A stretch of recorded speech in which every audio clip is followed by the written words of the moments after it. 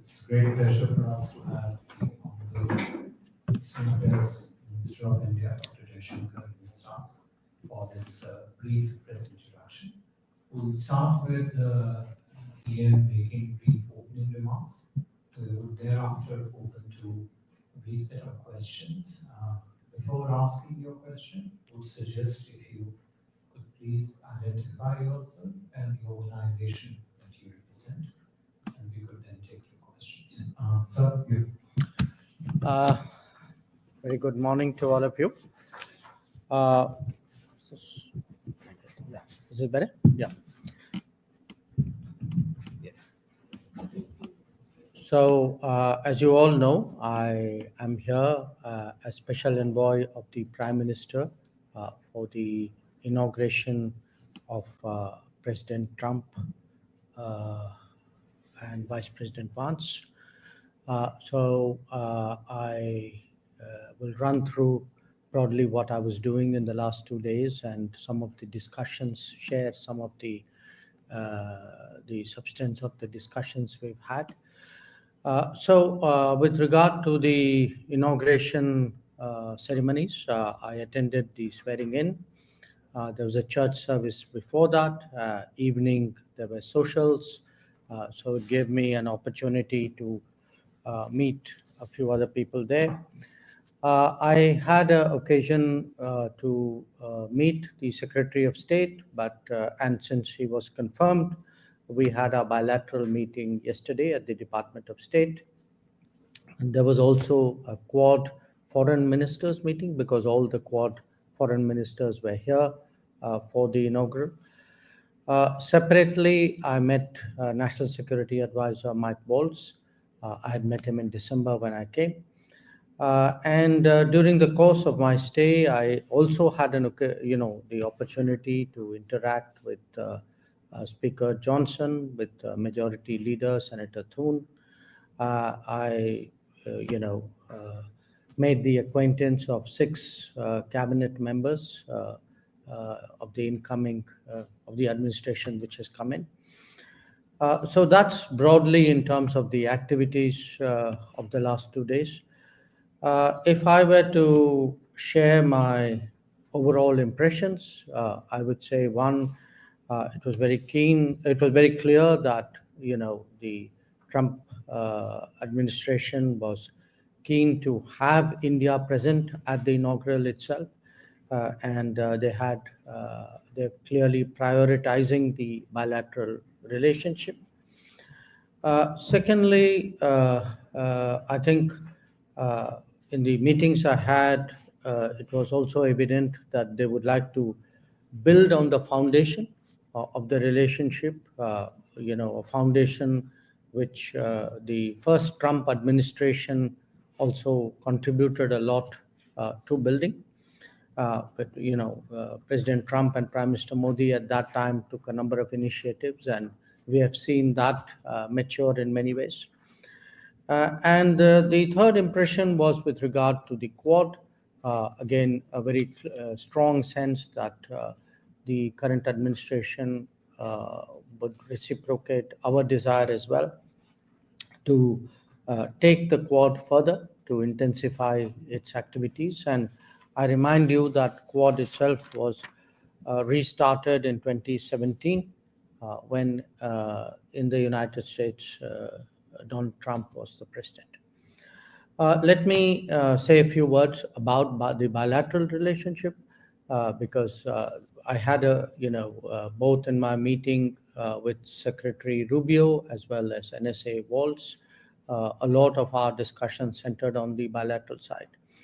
And, in many ways, I think between us and the Trump administration, we approach the world both with a clear-eyed sense of our national interest, belief in the mutuality of benefits in any interaction.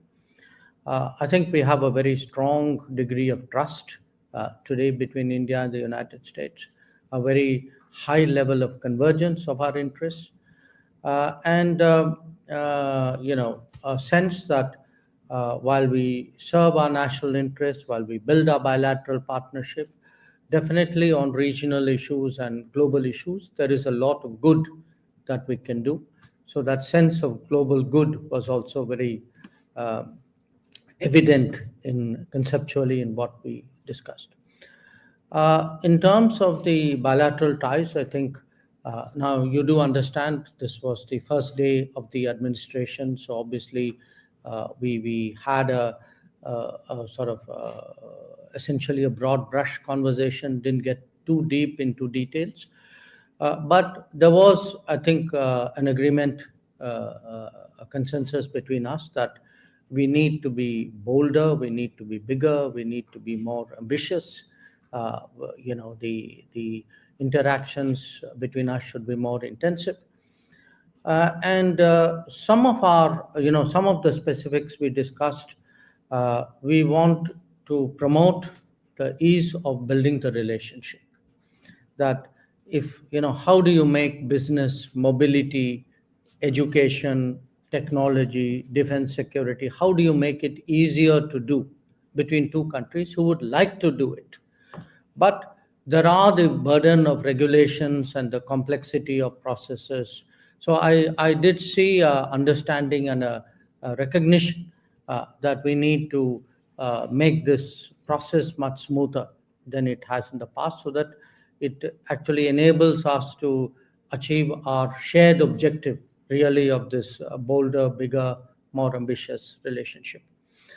When it came to various regulations and processes, I also flagged some concerns which are very widespread in India about delays in visas, and the relationship is not well served if it takes that many days for people to get a visa, because ultimately those visa delays do impact business. They do, affect tourism. They do, they in many ways constrain the people to people interactions, which is the foundation of our relationship.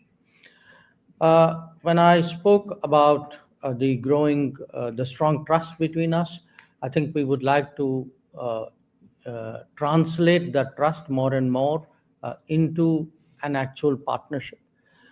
So whether it's technology, whether it's an industrial partnerships, education, defense, security, really we are open in all domains. I think today the enthusiasm and the levels of comfort are very strong between India and the United States. So it was really a question. I mean, we were competing with each other to say, look, how fast, how much faster, how much further we can take this relationship, and how best we can do that. Just want to say a few words about the Quad as well, and then I'd be happy to respond to any questions or comments you have.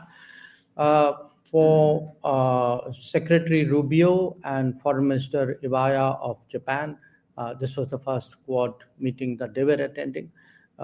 Minister Wong, Penny Wong, and I had done quite a few before.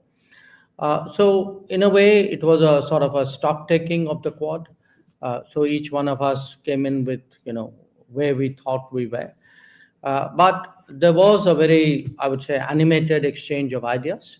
And the sentiment in the room was very much that, Quad is a collaborative activity.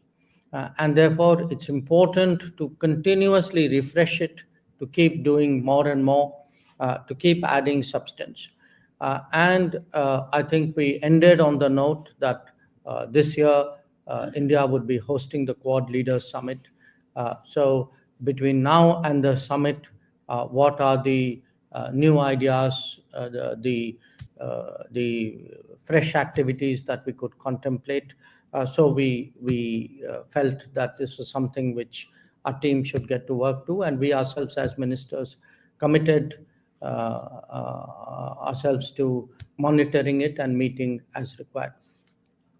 Where the Quad is concerned, I would say the fact that the Quad foreign ministers meeting was held on the first day of the administration at work, literally within hours of Secretary Rubio being sworn in.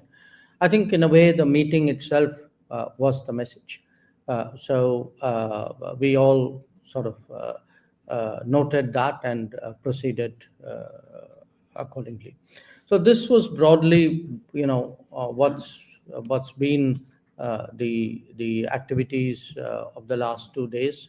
I'm happy to respond to any questions that you may have. But overall, I again would say that it's been for me a great honor to represent the Prime Minister and the Government of India at this important occasion. And I do think that my presence here is not only a testament statement about the relationship, but has also been a very valuable opportunity to get off to a very early start. Thank you. Thank you, sir. We'll now take 2 to 3 sets of questions. We'll start with the first. Saurabh, Yashwant, Lalit. Minister, welcome to DC and a belated happy birthday to you. Thank you. Minister, you spoke about the trust. If you could please Yeah, identify Saurabh Shukla from New Global.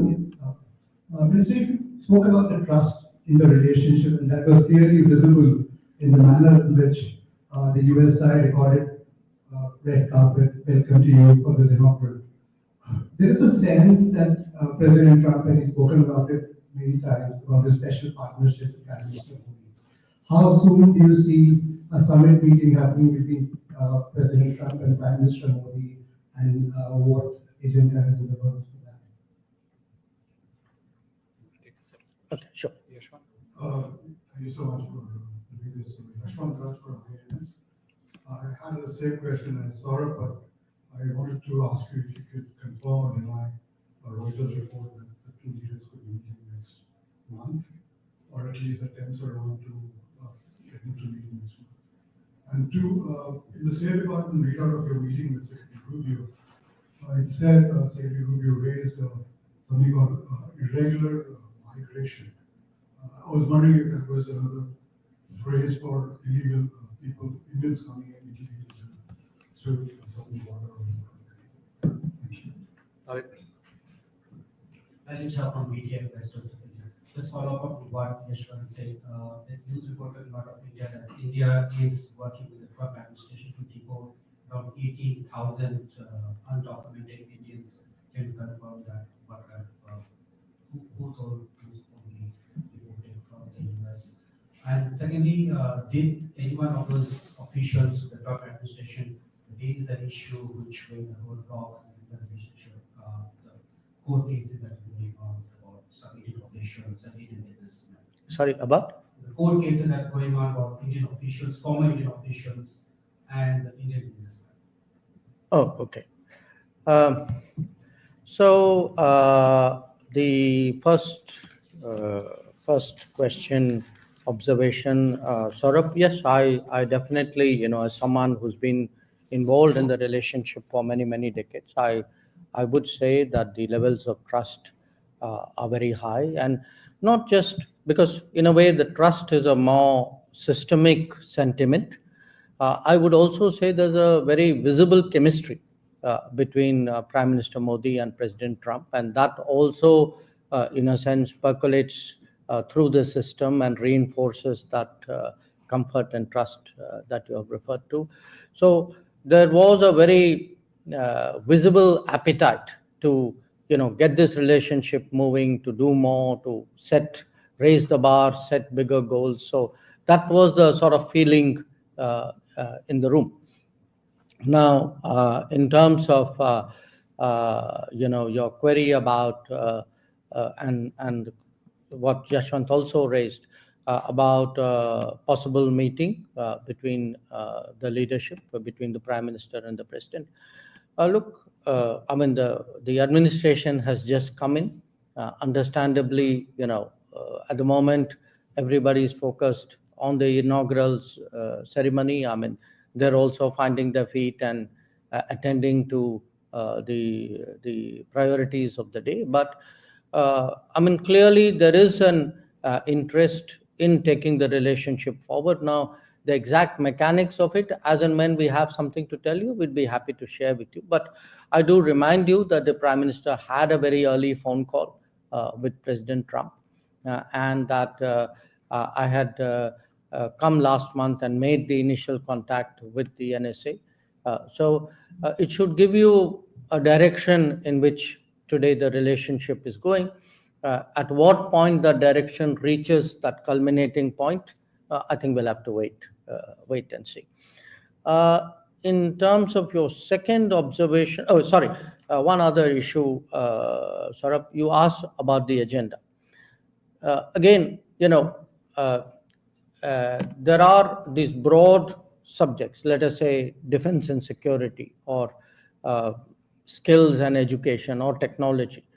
But within that, I think there's a lot of latitude, there's a lot of unexploited space. There are new things to do, but there's also the challenge of how do we do the regular things better than we were doing. So I think there was a openness to look at a lot of this, especially some of our concerns about process issues, delays. I think there was a very positive response, because that's also the outlook of the administration as a whole, that how do we make governance more efficient and effective. So if you have in the two countries really two leaders who are very focused on effectiveness and the quality and the speed of governance, efficiency of governance, naturally that is something which also percolates into the relationship as well. In terms of the reference you made, Yashwant, to the irregular migration, yes, we had a discussion on a range of issues, and one of the issues which came up was actually mobility of people. Now, we have a position on mobility which is a principal position, applies to all countries. As a government, we obviously are very much supportive of legal mobility, because we do believe in a global workplace. We want Indian talent and Indian skills to have the maximum opportunity at a global level. So at the same time, we are also very firmly opposed to illegal mobility and illegal migration, because you also know that when something illegal happens, many other illegal activities get joined onto it. And it's not, this is not desirable. It's certainly not reputationally good. So we have, with every country, and the US is no exception, we have always taken the view that if there are any of our citizens who are not here legally, if we are sure that they are our citizens, we have always been, open to their legitimate return to India. So it's not a position unique to the United States. I do understand right now that there is a certain debate going on and a resulting sensitivity which is there. But we have been consistent, we have been very principled about it, and that remains our position. And I conveyed that very clearly to Secretary Rubio. At the same time, I also told him that, look, while we understand all of this, and I also accept that these are autonomous processes, it is in our mutual interest to facilitate legal and mutually beneficial mobility. So, as I said, if it takes 400 odd days waiting period to get a visa, I don't think the relationship is well served by this. So I think he also noted that point. So let us see how we take that forward. But while I've seen some numbers, and I'm moving now to Lalit's question here, I've seen some numbers. I caution you about them, because for us, a number is operative when we can actually validate the fact that the individual concerned is of Indian origin. So we'll have to see sort of really how that goes, because it has, as I said, the basis of their stay or not able to stay, and the fact that at our end we have to verify that they are indeed Indians, because naturally there are sensitivities involved there as well. On the court case issue, no, the subject did not come up. Seema, Mr. Chairman, and then Supat. Mr. Minister, I know it's only 2 or 3 You could days. identify the organization. Sorry, Seema Sirogi from the Economic Times. I'm a columnist. Um, How do you read the China policy? I know it's only 2 or 3 days. Given the fact that President Trump has gone beyond what the US law says on TikTok, gone against the US Supreme Court judgment, and wants to cut a deal on TikTok. Does it tell you that he is willing to sort of overlook national security concerns? So what's your read so far on China policy? Because from India's point of view, that would be an important policy, right? How he executes it. Mr. Jed. Good morning, Foreign Minister. This is Vishnudatta Jayaraman from News India Times and South Asian Gulf. What are the primary concerns you are personally hearing from Indian American lawmakers, policy experts, and community organizations? And did you get a chance to convey these concerns to the US officials? And what is your sense on how they are planning to engage with India? And the second question is, as the Prime Minister's special envoy for the inauguration, could you share some key highlights and what aspects stood out to you the most? So, Jaishankar from Punjab Post and Third Eye Media. So, my question is not related to today's event. Lots of my colleagues they have already asked. I will take you back in last year. जब आप अमृतसर में गए थे तो पंजाब के लोगों ने आपके सामने एक बात रखी थी ट्रेड विद पाकिस्तान और उसके बाद आप पाकिस्तान भी गए और दो इशू हैं ट्रेड के और जो पाकिस्तान से ड्रग आ रही है उसके साथ लॉ एंड ऑर्डर की सिचुएशन बहुत खराब है पंजाब में वहाँ के पुलिस स्टेशन जो है उनकी दीवारें ऊंची की जा रही हैं और वहाँ के जो रास्ते 8 बजे रात को बंद कर दिए जाते हैं तो इंडियन गवर्नमेंट का इसके बारे में एजेंडे के ऊपर कहाँ हमारी 3 चीजें trade with water water, through water water, and drug and non-water, especially in water areas. Thank you. Prashant. Prashant Jha of the Hindustan Times. So one question which is beyond the bilateral. How do you have a view on US's sovereign decisions to withdraw from the Paris Agreement, from WHO?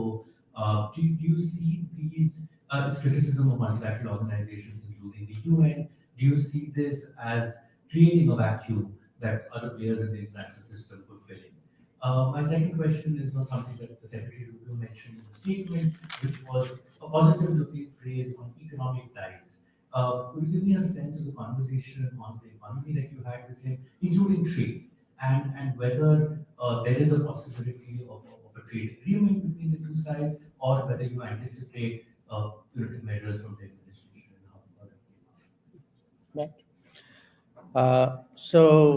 Seema, let me respond to your question. I mean, look, what is the policy of an American administration towards China is either for the Americans to explain or the Chinese to comment.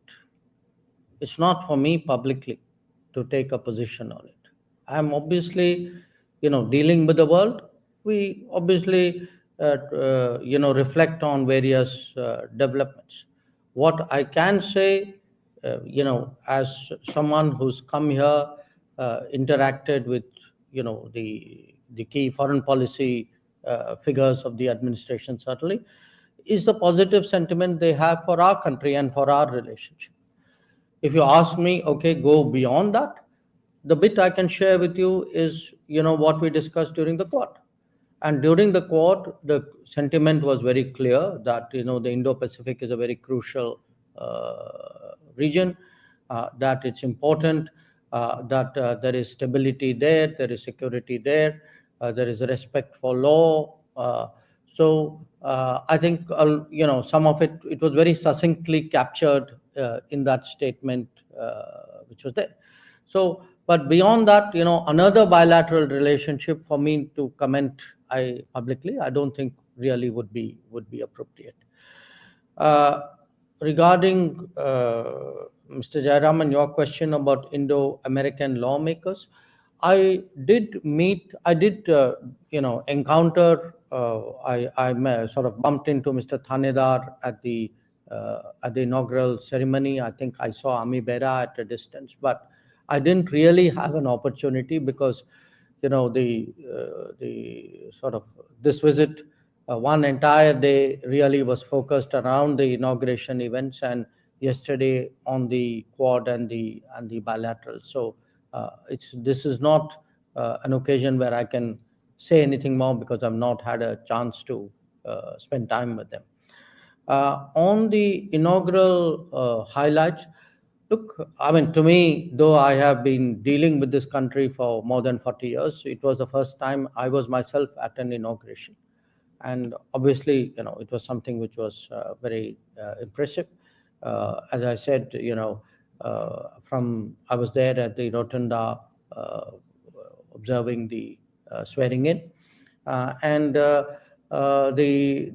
between the prayer service and the social occasions, you got a flavor really of the sentiment, or the interaction of various people who are there, their enthusiasm. I mean, what I saw was really a very confident, upbeat,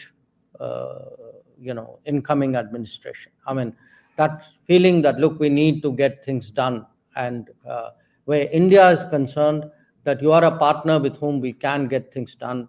That because there is already a strong chemistry between the president and the prime minister. There is a previous administration with whom, which we were the same at that point of time, that there is that history of working together. So that buoyancy and that confidence which I saw generally, I mean, if you look at it, I mean, the last 48 hours, I mean, it's been an extraordinarily active administration.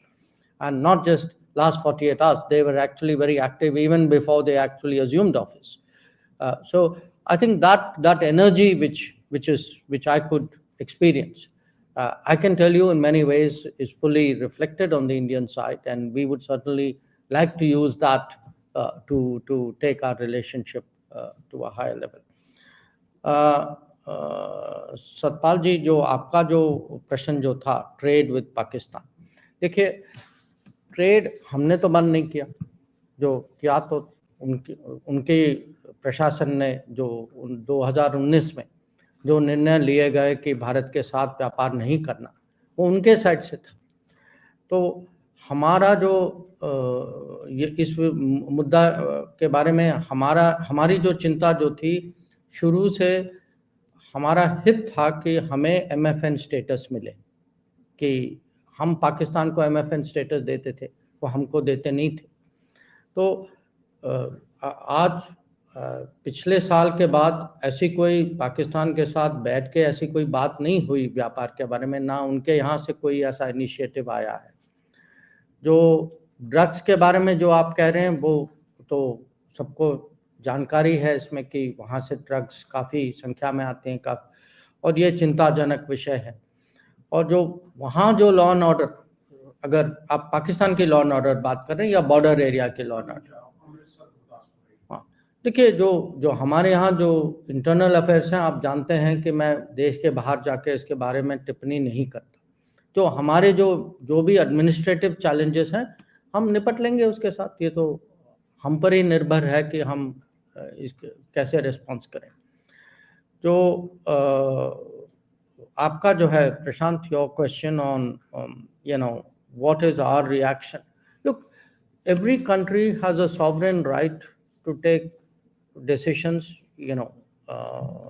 about what are their international commitments and responsibilities.